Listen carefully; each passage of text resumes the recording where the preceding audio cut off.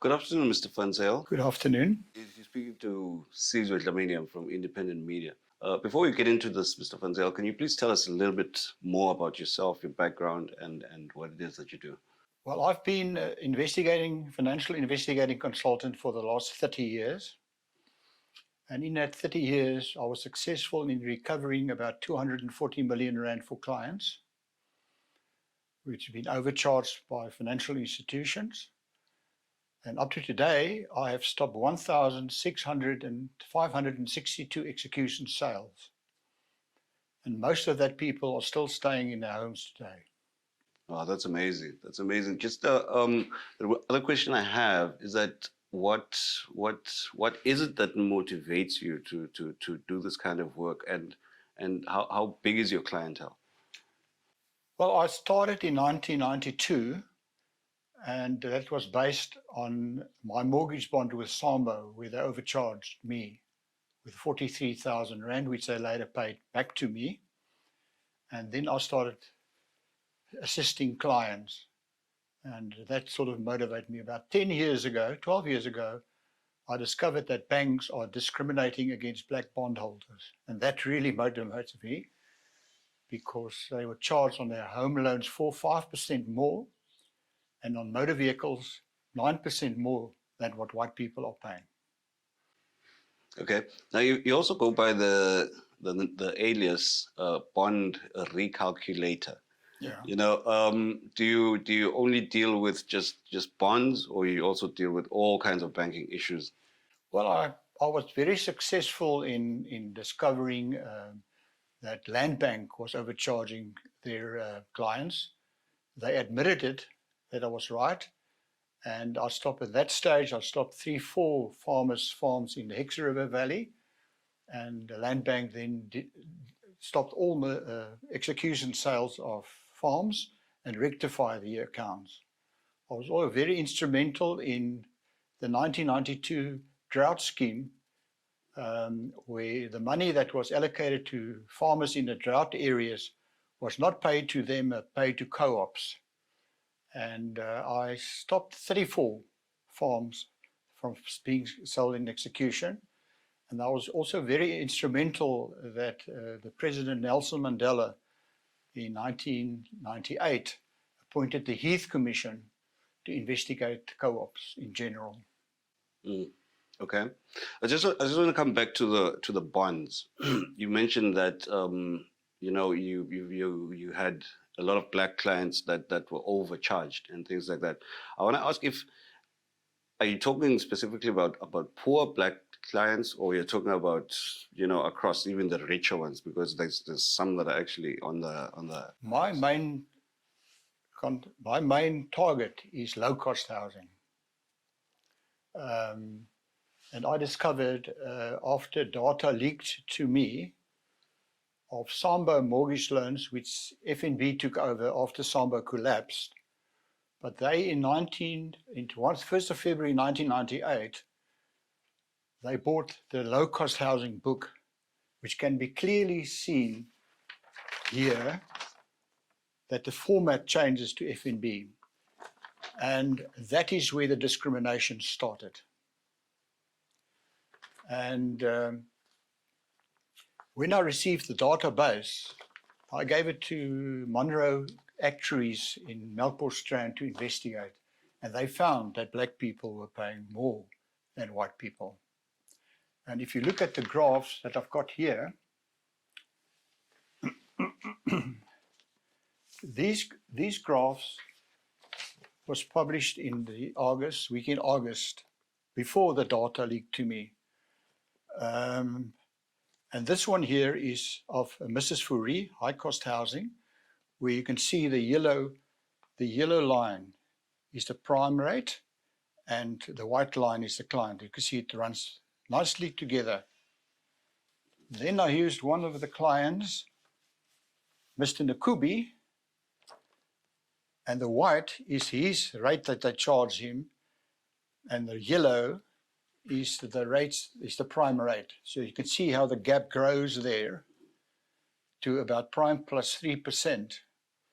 And when I did the calculation on Mr. Nakubi, the overcharges on his account was 132,000 rand. That was in 2012. So that amount must have been probably doubled at this moment in time. But this is a clear indication that FNB discriminated against their low-cost housing clients. Okay. Just one more there. It's when you keep referring to FNB. The real question I have is is it largely FNB or is it the banks across the financial sector? In general, it is all banks. But to make a consumption like this, you must have a big base that you can judge your opinion on. On this, there was 80,000 mortgage loans, 50,000 high-cost housing and 30,000 low-cost housing. And the discrimination started exactly when FNB took over. They bought the book of Sambo in 1998. So, Mr. Van Zyl, you did mention the usury amendment bill, or is it the Usury Act of 1990? Act Amendment Bill? Yeah, could you please explain that in a... Well, this is very interesting. In 1989, the Registrar of the Usury Act, Herman Leroux, pointed out to banks that capitalizing interest on accounts that's in arrears is not in line with the directives of the Usury Act. It must be calculated simple interest. The banks at that moment in time were facing millions of rands in refund, and they approached the government and asked if the government can retroactively amend the Act to make the capitalization of interest on interest legal. In return, they will then submit 3.5 billion rand to Urban Foundation for low-cost housing. At that stage, no bank was interested in low-cost housing because they said the risk is bigger, and because of that, their profits are much lower than in a middle-class, upper-class housing. And for that reason, they have pointed out to the government two points that they thought that can be considered. The first of all was to charge all mortgage loans a higher rate to cover up for the losses in low-cost housing, or else to increase the rates of low-cost housing. This was not acceptable for the government, and the Law Commission had an inquiry on this, and they pointed out that if this happens, it can lead to discrimination, and they were scared of a massive non-pay action. The government then offered, and the bank agreed, that they can charge a monthly administration fee on all mortgage loans. And that is in place to cover their losses due to this high risk. So, and the Usury Act Amendment Bill was tabled in Parliament, and the schedule was added to the Usury Act, legalizing the R5 fee. And that fee was there not to charge black bondholders a higher rate than white bondholders. Over the years, this became what they say it was an administration fee for administrating mortgage loans. It's not. It's there that black people must charge the same interest rate. When the National Credit Act came was promulgated in 2007, that fee went up to 50 rand, which bank can charge on a monthly basis. And that was also sort of construed that is for administrating the mortgage loan. It's not. It's there that black people get charged the same interest rates than whites. Wow. I just have one more question on this bit. You talk a lot about low cost brackets, middle and higher cost. Now, please explain a little bit what the price range of low cost is versus the high cost. Low cost housing in 1990, when the Usury Act Amendment Bill came into effect, was about 35,000 rand. And in the year 2000, it was more about 65,000 rand. up to 65,000 rand. That would be the value of the actual property that's what we're talking about. Well, the actual value of the mortgage loan. The mortgage, yeah. Yeah.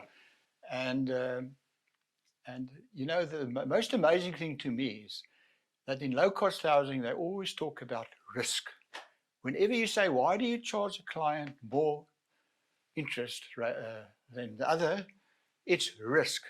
Low-cost housing, to my mind, and I had a chat with Professor Koenie Groenewald, low-cost housing is less risk than high-cost housing. And the reason for that is that all these people are government employees and they get a subsidiary. And the monthly installments goes directly off their salary. So how can they say risk? But you know, I also want to explain to you a case that I just did in East London with a black client, Standard Bank. The client was paying an interest rate of 9.25%, and he defaulted. Standard Bank put his rates up to 18%, doubled his interest rate. He couldn't afford 9.25%. How is he going to afford 20%? Now, and this is nobody can answer me this question. If the bank has got a risk, if it's a risk factor at 9.25%, they put it up to 18%, they are increasing their risk because they know that the client can't afford it. I worked out that they overcharged the client with 288,000 rand. And the court in East London ruled, the judge ruled, that Standard Bank must refund this client 288,000 rand. Wow. Okay, so effectively, this principle of saying owe the bank 50,000 and it's your problem, but if you owe the bank 1 million, it's the bank's problem. It doesn't even apply. So is that effectively just a myth in this case? Yeah. But you know, and I always say that this discrimination is only one purpose for the bank, and that is to increase their profitability. There's no other answer for that. I mean, I was sitting with clients that paying up to 40% more on their mortgage loan because of discrimination. And we're going to get to it later. I've got clients in motor vehicle finance that's paying prime plus 9%, and while others are paying prime. And while we're on that subject, I was informed by an employee of Westbank. He was actually a manager. He informed me that Westbank is discriminating against black people. And on Twitter, I've got about 60,000 followers. And I put on Twitter that every black person that's got a motor vehicle finance with Westbank must please forward me their contracts. I got a hell of a lot of contracts, paying prime plus 6 to prime plus 9%. I was asked to appear invited to talk on 3 radio interviews. Westbank was invited. They didn't accept it. Later they say that on the social media, they said that there's 2 factors that determine interest rate on motor vehicles. The one is affordability, and the other one is credit worthiness.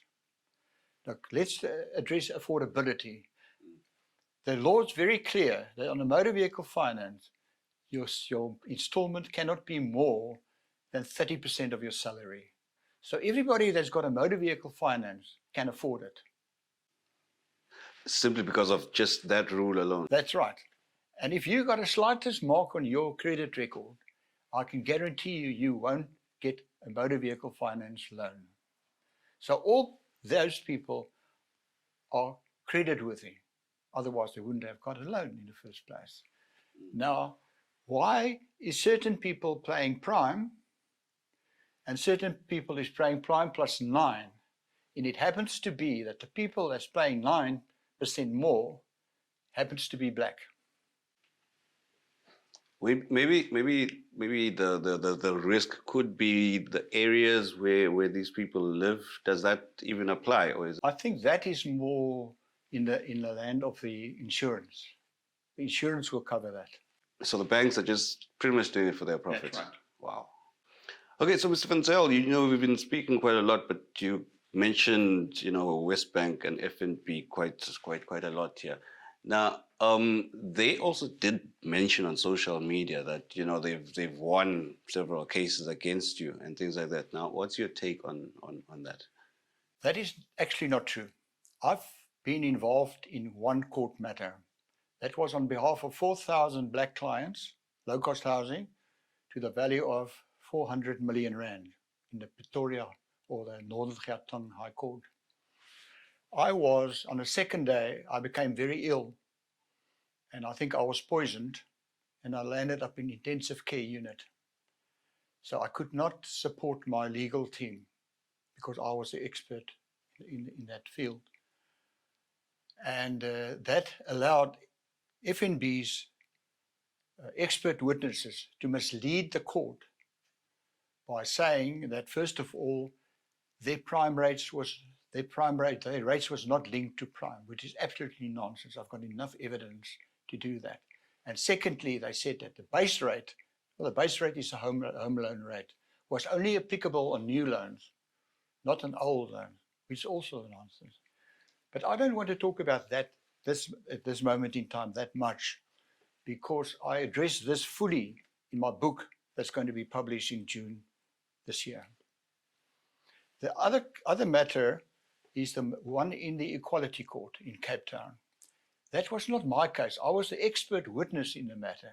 The case was brought by the individual people. And why we selected the Equality Court is when the database leaked to me in 2010, we have summoned about 2,000 summonses on FNB already in a trial in Pretoria. So it was decided between me and my legal people and community leaders to carry on with that case as it is, and then refer the matter to the Equality Court in Cape Town. Now, what happened there is that on the 3 complainants, of which I was the expert witness, what happened there is that the Equality Court Act came into effect on the 23rd of June 2002. And the discrimination, as I've showed you there, happened before that date. And we amended our plea to amend our pleas. What we did that then and said, although the discrimination happened before 2002, it was still on a continuous basis. And the court didn't accept that. Now, I've got a graph here of 3 of the complainants, the interest rate charged on there, and you can clearly see that the blue line is the prime rate. You can see it's got an identical effect as the one of the Nakubi. And to my mind, and that is my personal opinion, I think that court case, it was arranged not to go further because one guy of the Department of Finance informed me that was the case, because they were scared of a run on First National Bank like on Sambo. Just then now, looking at this whole thing, it looks like there's some powerful people that are happening to be making these decisions. The question I have now is that, can you be able to find some kind of recourse, maybe by reporting it to the Prudential Authority or the Reserve Bank or anybody like that?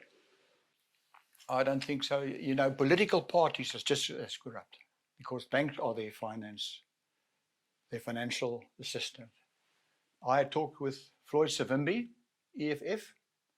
They won't act against First National Bank because First National Bank is their buyer. And the DA won't act against the bank because Absa Bank is their bank. So they won't move. I had talks with the Reserve Bank. They know everything that's happening. I had talks with the registrar of the Usury Act and the National Credit Regulator.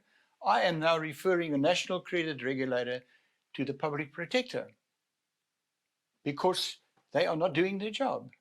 And the one that incident that I'm referring to them is Standard Bank. Standard Bank, I referred a matter to the National Credit Regulator on Standard Bank on admin fees that was signed under the Usury Act, R570. They increased it after the National Credit Act came into power. And this went to the appeal court. And the appeal court ruled you cannot do that. And Standard Bank said that they refunded everybody. They didn't refund everybody. They of about 250 cases I've investigated, that about 40% of the clients were refunded. And of the 40 that was refunded, another 50% of that, the amount that was refunded was about 50% of the correct amount. Now, the National Credit Regulator knows about it, but he's doing nothing. So I'm referring this to the Public Protector. Under the Usury Act, there was Dlamini Van Zyl. He was the Registrar of the Usury Act. I referred her to the Public Protector. I referred her to the police for not defending the end of justice. But it's a cover-up. Okay, now looking at this, it seems like all the banks are behaving in a similar fashion. Wouldn't you say maybe that there is some kind of collusion? What's your take on that? Because the way I see it, if they're all behaving in a similar fashion, it could mean that, you know, they actually find a forum to discuss this, so that if that behavior is the same, it makes it look like it's normal in this kind of sector. What's your take on that? Well, I'm always the bad pussycat in a fairy tale. I can mention to you, when Sambo collapsed on the 9th of February 2002, I was blamed for the collapse of Sambo. I've got a letter from Alex Irvin informing me that. And immediately I was investigated for harmful business practice with no complaints whatsoever. And they raided my house here to get certain documentation that I had in my pocket that leaked to me. And they didn't know who was leaking it to me. The one was a letter of Chris Stolz that I wrote a letter to Baron du Plessis, the then Minister of Finance, informing him that building societies and banks are still calculating interest in advance in 1990. And he informed all banks to return to the method of that stipulated in the law, interest in arrears. Most of the building society changed. Sambo didn't. I caught them out in 1989 when I wrote a program and I tested my bond with Sambo on it, and I couldn't balance. And then I saw that they were calculating interest in advance. And then the registrar tried to cover up. They raided my house to me for a harmful business practice. I went to Farouk Kasim in Parliament, which I worked very close to. He was in Carter Freedom Party. And he wrote a little letter that I had to send out to all my clients to inform them if they're not satisfied with my work, please refer it to the Harmful Business Practice Committee. And when my attorney and myself appeared in front of the committee, he asked them, how much complaints did you get from Mr. Van Zyl? And they said, no, only letters that praise him. So it just showed you that when Sambo collapsed, I thought, and the people that I'm assisting, I would think the government will come to me and say, yeah, can't we assist you? No, it's just the other way. Okay. Can you explain this interest in arrears and interest in advance kind of scenario? Interest in arrears, what basically happened there, I'm going to explain it very simple. Say you take a loan on the 5th of February. That loan amount gets debited to your account. On that same day, the 23 days that's left, they calculate interest in advance, the 23 days, and they debit that amount onto that amount. And then on the 28th, they work out interest for the next month and put it onto your account. So what happens now is, and when you pay on the 1st of the month, they don't give you credit for the payment because you have already calculated interest in advance. So what basically happened is that from the first month, you are basically 1 month in arrears. And it takes you about 10 years to wipe out that arrears. So instead of paying off your bond over 20 years, you're going to pay it off over 30 years. So you actually spend a lot more paying off the interest, and then That's right. So you first got to pay off the excessive interest due to interest in advance. okay. So it's not that rule, because I understand that in some cases you have a rule where, like for example, if you have a credit card and you use your credit card and you pay it off in less than 30 days, they shouldn't charge you interest. Is that the same rule? There's different ways on a credit card. You know, they say if you pay it before the 8th of the month, the 10th of the month, then you still get the effect as you pay it on the end of the month. There's a lot of, but I don't investigate credit cards. I'm not a fundu of that. Okay, that's right. So, Mr. Van Zyl, can you tell me a little bit more about the Usury Act, the Usury Amendment Bill? Yeah, that was in 1990. It started basically in 1989 when Herman Leroux, Registrar of the Usury Act, informed banks that the capitalization of interest on accounts that's in arrears, charging interest on interest, is against the directives of the Usury Act. It should be calculated simple. And the banks at that point in time, facing millions of rands of claims against them, went to the government and asked them to amend the Usury Act retroactively to allow interest on interest on accounts that's in arrears. In return, they will donate 3.5 billion rand to Urban Foundation for low-cost housing. At that moment in time, banks were not interested in low-cost housing because they say that because of the risk, their profits are going to be less on low-cost housing. They then sent two options to the government. The one was to increase the interest rates on all mortgage loans to cover up for their losses, or they're going to charge low-cost housing a higher interest rate. This was not acceptable to the government, and investigation by the Law Commission said to the government that that could lead to discrimination, and they were afraid of a massive non-stop payment action against banks. It was then decided that banks will be allowed to charge a 5 rand fee on every bond, black bonds and white bonds, on a monthly administration fee of 5 rand. And that will subsidize or stand in for the losses of the high risks that they said.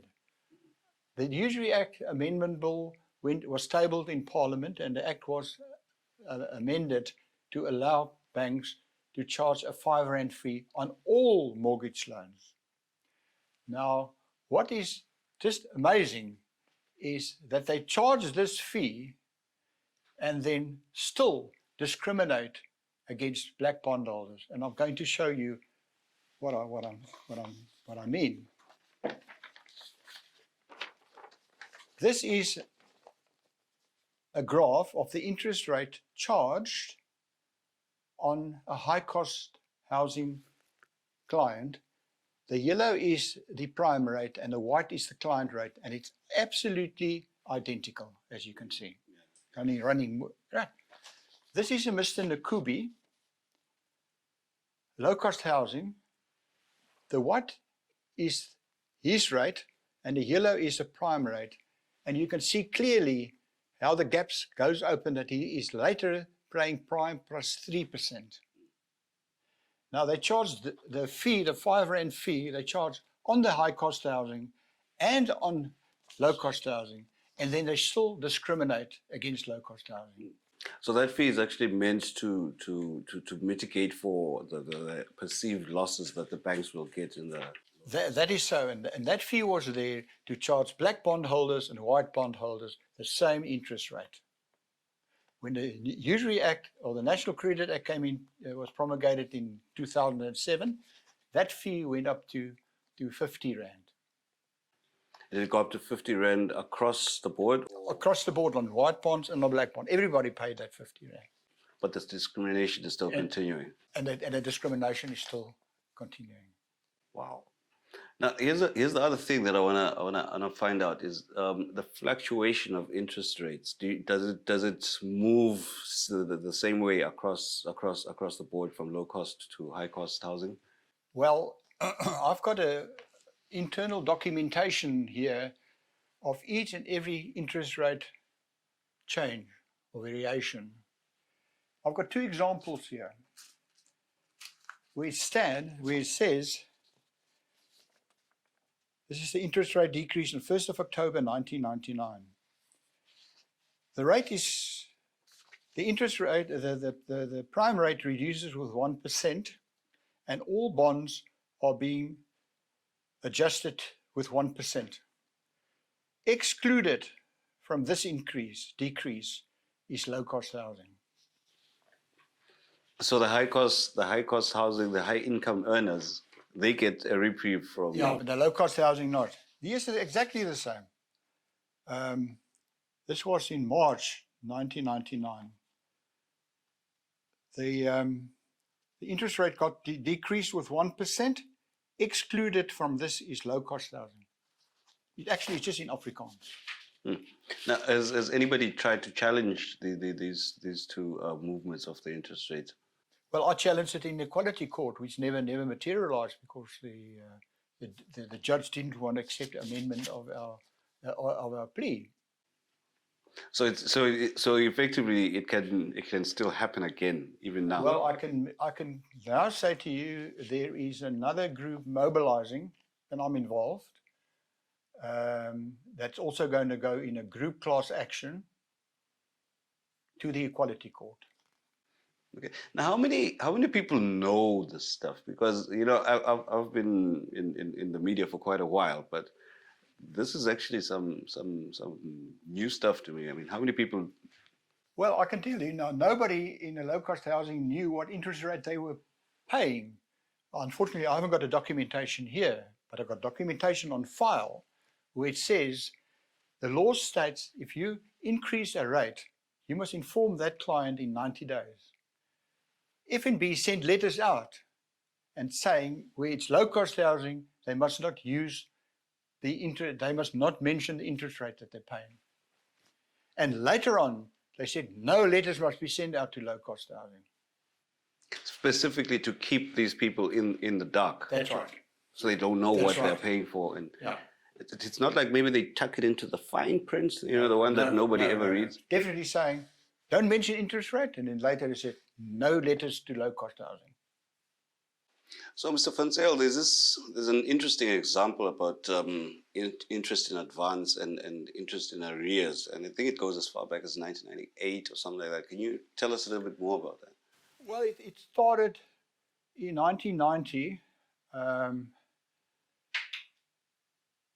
Chris Stolz wrote to the then Minister of Finance that he informed all banks that the calculation of interest in advance was illegal and against the directives of the Usury Act, that determined it must be calculated in arrears. The law didn't say how interest must be calculated, but it must not be more than when you calculate interest in arrears. So, in 1998, I wrote a program that I marketed where people can investigate their own bonds. And this program was developed to say, if you put in the monthly figures, it will work out what interest the bank charged you. And I sat with my bond, with Sambo, and I could not balance. And then I took a calculator, and I realized that this people is calculating interest in advance. It was so covered up that you couldn't see it with a naked eye. The fact of interest in advance, I just wanted to explain to you the effect of this. If you take a bond and say you take it in January, for instance, and you took a 200 Rand bond on the 5th of the month, the 200 Rand, 200,000 Rands get debited to your account. On the same day, they charge you interest for the remaining 26 days and also debit it to the account. So now, at the end of the month, at the 31st, they calculated interest for February in advance. So in other words, what happens now is that you pay double interest on the first month. And if you pay on the 1st of the month, you don't get credited for that, or the 15th of the month, because the interest is already credited in advance. The effect of this is that you can pay because you're a month in arrears after the first month, it takes you about 10 years to wipe out that extra month interest. So a bond of 30 to 20 years will take you 30 years to pay off. That's the effect of that. I referred this to the Registrar of the Usury Act, and who tried to cover up and said there's nothing wrong with that. I also referred it to the South African Police Services for criminal, because any contravention of the Usury Act is criminal. And then on the 1st of September 1999, SAMBO, which was now FNB, because the low-cost housing was taken over in 1998, February. And this can be clearly seen on the statement here on the 1st of the 2nd, 1998. The format of the statement changed to FNB. So FNB, at this moment in time, was the owners of the SAMBO book. And on the 1st of September 1999, they corrected it and this is the way that they went. Now, because you're calculating interest in advance, for the month to bring it into arrears in September, you missed 1 month of interest, because you're coming from interest in advance to interest in arrears. So you missed 1 month interest. That cost SAMBO approximately 11-12 million rand in interest in income, because that is a lot of money for a small bank.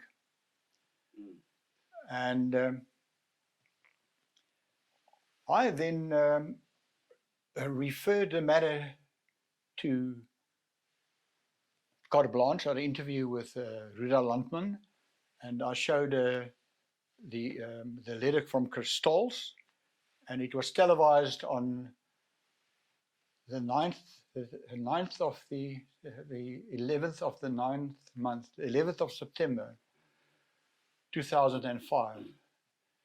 And when Ruda showed them that letter, they said that I'm right in saying that it's illegal, and that they will recalculate all the SAMBO bonds, all the prejudiced clients, and refund them. In June 2006, I think 2006, I did a press release that 154 million rand will be paying back to SAMBO clients. Did they really pay it back? They did pay it back, yeah. Oh, that's good. That at least there's some good thing that you're right, talking about today. But it was quite satisfaction for me that they agreed, after all this fighting for 10 years on interest in advance, that they admitted that I was right. Yeah. Now, does that practice still continue, or people still, maybe it's continuing, but people can't see it since not everybody has a share? No. I investigate a lot of bonds, and most of them converted back to the interest in arrears. There is nobody at the moment charging interest in advance.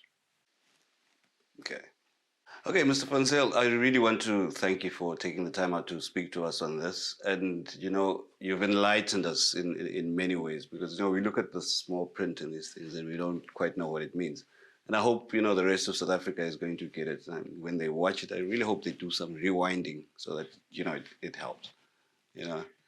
Thank you very much. And I just hope that we can get rid of discrimination against black people in South Africa. Because there's no ways that they can live a good financial life when they're paying 4%, 5% more on their mortgage loans and 9% more on their motor vehicles. It's impossible. Yeah, true that. Thank you. Once again, I thank you, Mr. Van Zyl.